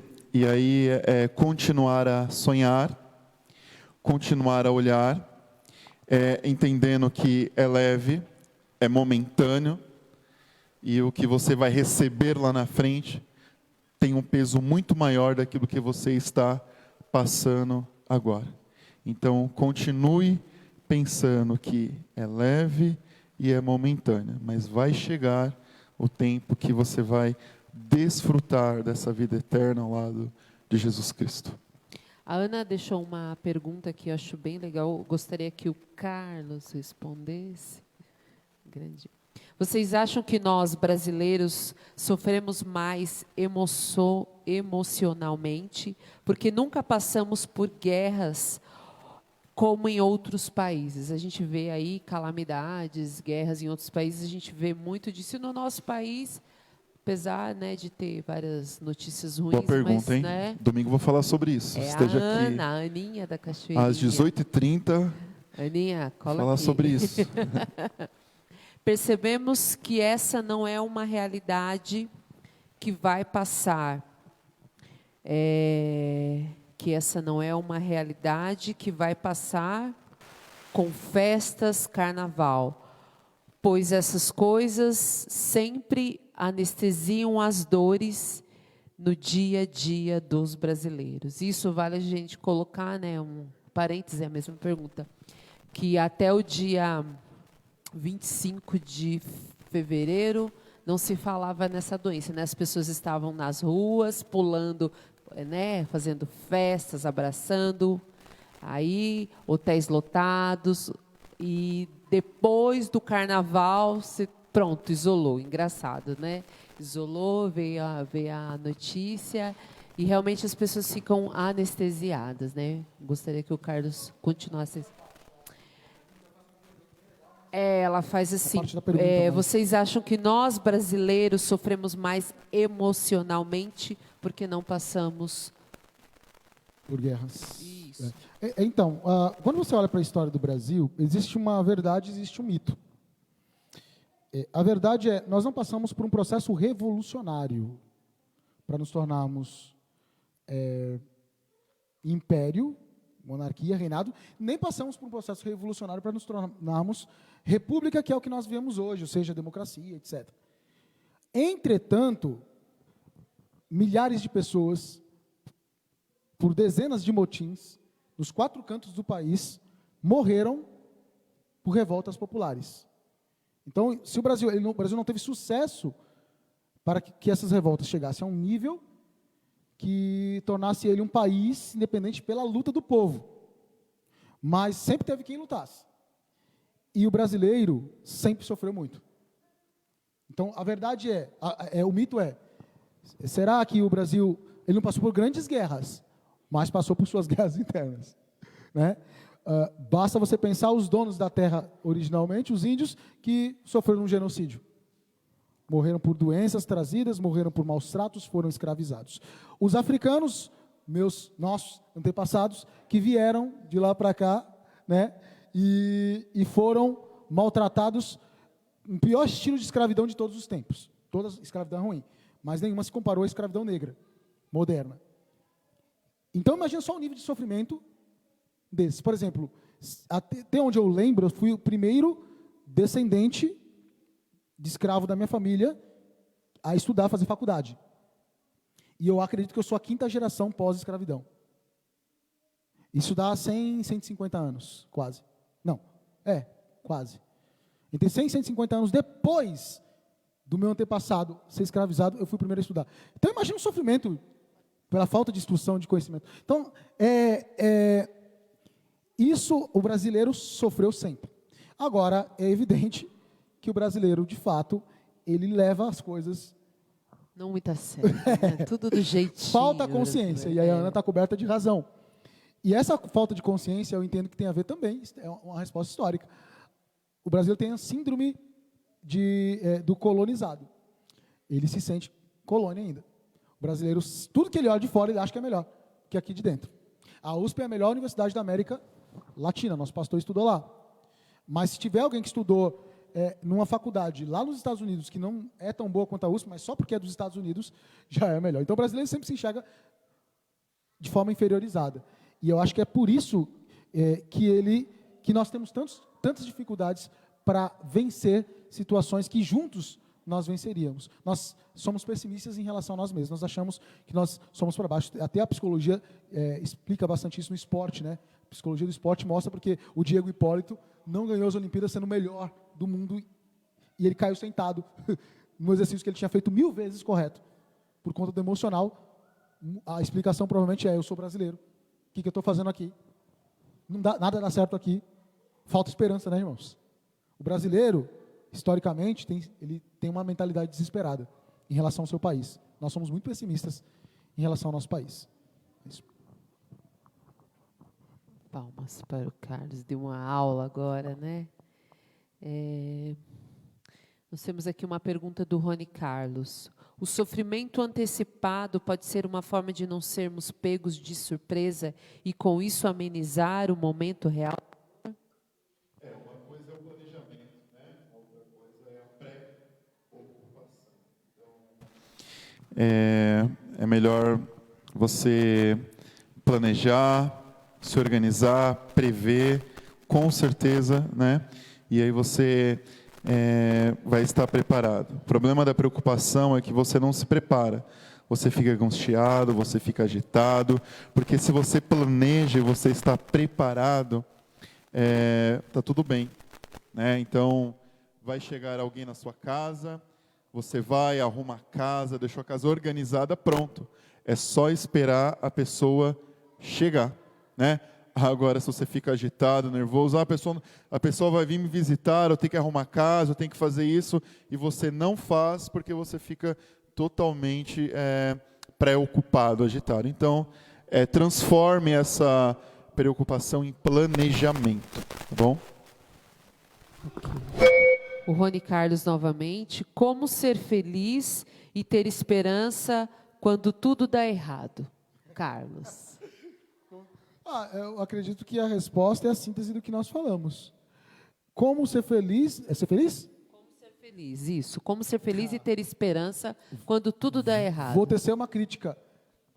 No cristianismo original, bíblico, da expressão que Jesus fala, no mundo tereis aflições, o fim não é ser feliz, aqui na terra. É meio complicado falar isso. Parece. Isso não parece dar muita esperança para as pessoas. Não parece dar muita esperança. Mas a gente tem que seguir conforme... Eu concordo com você. Diz a carta. O objetivo, meu irmão, você como cristão, seu objetivo não é ser feliz. Eu só quero ser feliz. Você está meio fora. Isso aí é o objetivo do mundo. E o mundo se frustra. Porque não dá para ser feliz o tempo todo aqui na terra. Quem ama já não vai ser feliz o tempo todo aqui na terra. Porque por mais que você ame, aqui na terra tem um monte de problema que vai ir contra você e contra as pessoas que você ama. E você vai sofrer, certo? No momento, então não dá para ser feliz. Belo coach, hein, pastor? Não dá para ser... Perdi um monte de cliente agora. Não dá para ser feliz o tempo todo. E o objetivo do cristianismo não é ser feliz. O objetivo do cristianismo na terra, seu objetivo como cristão na terra, é a implantação do reino de Deus. É claro que você vai ser feliz porque você tem Deus no seu coração. Paulo fala, eu aprendi o segredo de ser contente. É claro que me causa felicidade e baseada na paz que o amor de Deus me traz dentro daquela situação toda que eu falei. Mas o objetivo não é o meu bem-estar. Não se trata de você. Se trata do reino de Deus. Em dias como o nosso, de teologia toda torta, de egolatria, né? De gente pecando, o pecado original que é a idolatria, porque só olha para si mesmo e gosta de ouvir coisa que só volta-se para si mesmo, falar isso é quase uma blasfêmia, né? Mas eu sou blasfemo da má teologia, eu sou blasfemo sim daquilo que não é verdade de Deus. Deus te dá um monte de esperança, mas não é para você ser feliz aqui, totalmente. Sua felicidade está em saber que você vai estar na glória, lá sim, nenhuma lágrima, nenhuma dor, nenhum desespero. E cria uma esperança do que está sendo moldado em você. Quando tudo dá errado, a Bíblia fala que as coisas vão cooperando para o nosso bem. Então, o que esse tudo errado está cooperando para você? Para Deus te transformar, para Deus agir em você, para Deus te fazer um discípulo dele, e você consolar e ensinar as outras pessoas através do tudo errado que deu na sua vida. Então, talvez na sua vida nada dê certo, mas você vai poder desfrutar da felicidade lá no céu. Mas os seus filhos, os seus netos, os seus amigos, os seus, vão ter um legado de alguém que permaneceu firme, vivendo mesmo tudo acontecendo errado com ele. Que legado você vai deixar para essa pessoa? Falta a consciência de vida missional, pastor. Vida missional. Vamos pegar os missionários transculturais. Cara, o que você acha que está vivendo nesse momento um cara que vive pregando o evangelho na região de Estado Islâmico, que agora não existe mais, graças a Deus, embora não exista como Estado, mas ainda continua atuando. Que tipo de vida, de felicidade material, que quando se fala de felicidade, o povo está falando, não estou falando do Rony, né, mas os crentes estão pensando felicidade de forma material hoje. Né? Os crentes estão pensando felicidade de forma material. Que tipo de felicidade material alguém que é privado por pregar o evangelho vive? Que tipo de felicidade Paulo tinha quando ele foi apedrejado? Ou ele não era crente? E aí, me faz lembrar, nós três aqui somos negros. Martin Luther King, ele lutou, ele sofreu, ele morreu por uma causa, né? E você vê a biografia dele, vai para casa, vai viver a sua vida, vai ficar com a sua família. Não, mas ele tinha um sonho, né? E ele lutou por isso, né? E ele sofreu e ele morreu por essa causa. E não sei, de alguma forma, nós estamos aí se alimentando daquilo que ele lutou e batalhou para viver. Então, sempre vale a pena você o Lucas batalhar. Cândido, Pai de Deus, Lucas, grande companheiro, ajuda muito a obra, né?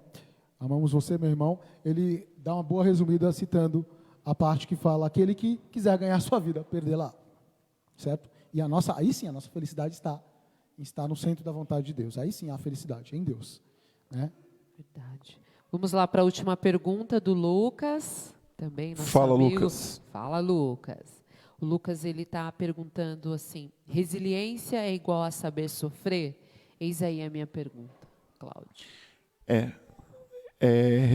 Saber sofrer, é um termo um pouquinho delicado, mas resiliência é a capacidade de você elaborar, né, o seu sofrimento, você transformar esse sofrimento, você canalizar esse sofrimento para algo bom e construtivo, tá? Então não vamos colocar como saber, mas vamos colocar em transformar esse sofrimento para algo bom.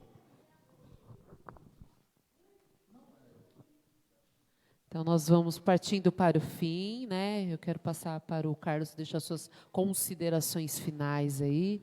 Tem 2 minutos.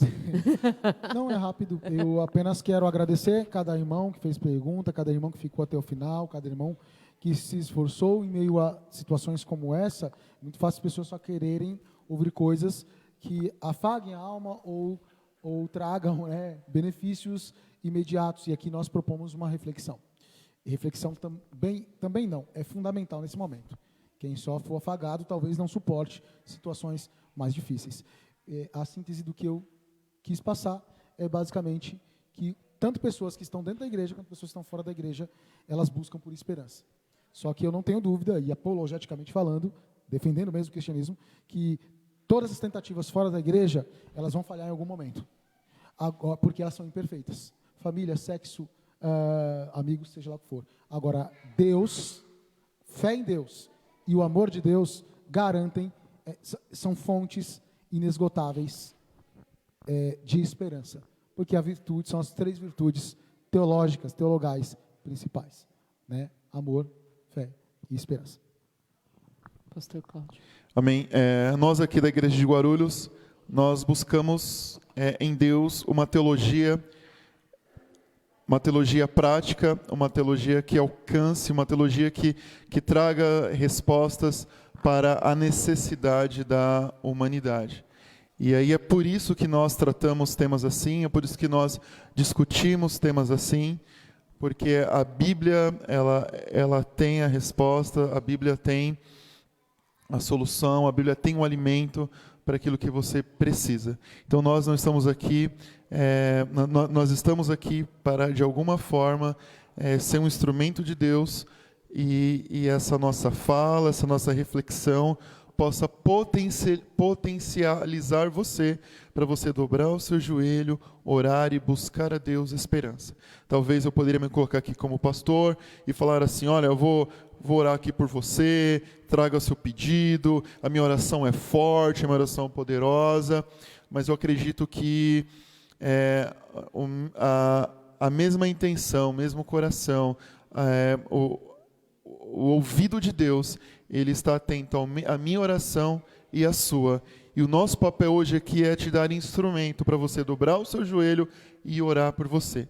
E não é por isso que eu não oro por você, eu oro, né? Todas as quintas-feiras nós estamos aqui em oração, intercessão por pessoas. Mas eu quero que você se torne um agente capaz de buscar a Deus através do único mediador, que é Jesus Cristo, que foi Ele que morreu na cruz, e Ele sim é o seu supremo e sumo pastor. Obrigado pela vida do pastor Edinho, que com muita dedicação trabalha nos bastidores. A Patrícia também. Obrigado, Deus abençoe a sua vida por trazer aqui, anotar as perguntas. A Marta, né, por estar trabalhando na área de enfermagem, de saúde, trabalhando bastante, e mesmo assim tem se colocado à disposição para estar aqui conosco. Muito obrigado pela vida dela. E o Carlos, pelo conhecimento que ele sempre passa para nós, é um grande privilégio ouvir e ser abençoado pela vida dele. Ele disse para nós esses dias, obrigado, né? Na verdade, nós que agradecemos a ele por sempre se dedicar a estudar, a se preparar para nos abençoar. Essa é uma vida missional, né? Que Deus abençoe a vida de todos nós.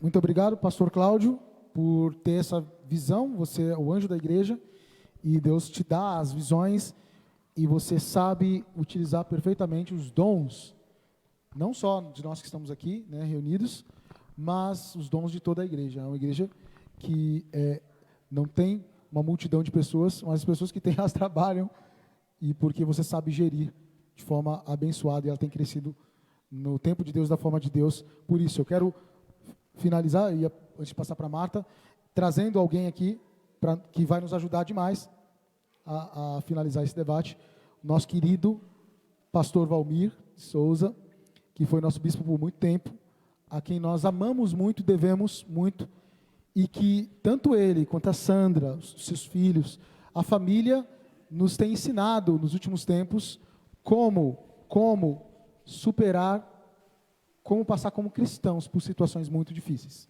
né?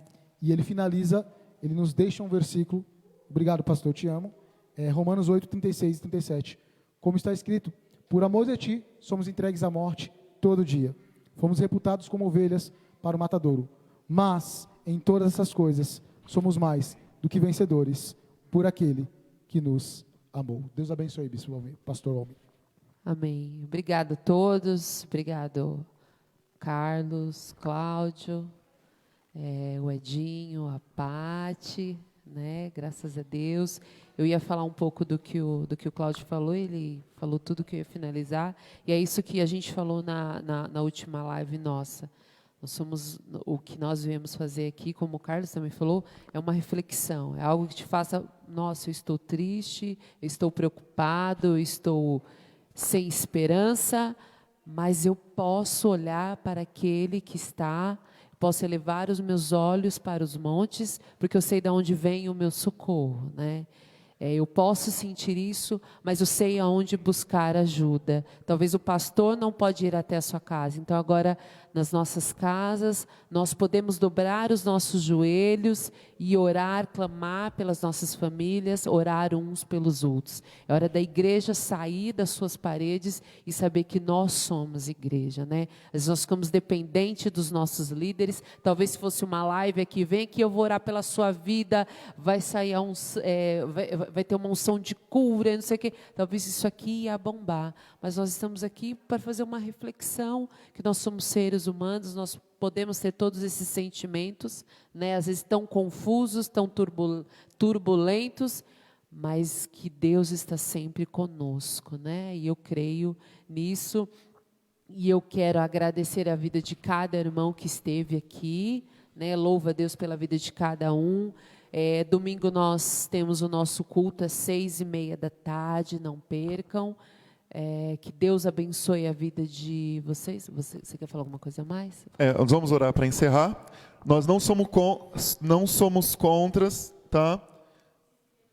Isso, não somos contra a orar, tá Não bom, irmãos? mesmo. A gente ora, interceda. Tem que orar Aqueles também. irmãos que abrem a live para orar, para interceder, são bênção. São Eu já bênção participei, por São favor, tá? mesmo. A gente só está contextualizando aqui a nossa realidade, não contrariando ninguém. Somos a favor de todos esses movimentos aí que estão para abençoar vidas e abençoa, tá?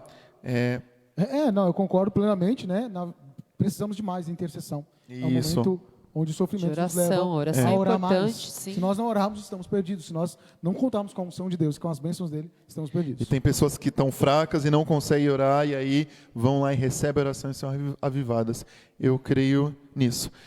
Irmãos, nós temos o canal no YouTube, precisamos de seguidores lá. Entre no nosso YouTube, divulgue nosso YouTube, curte a nossa página no Facebook.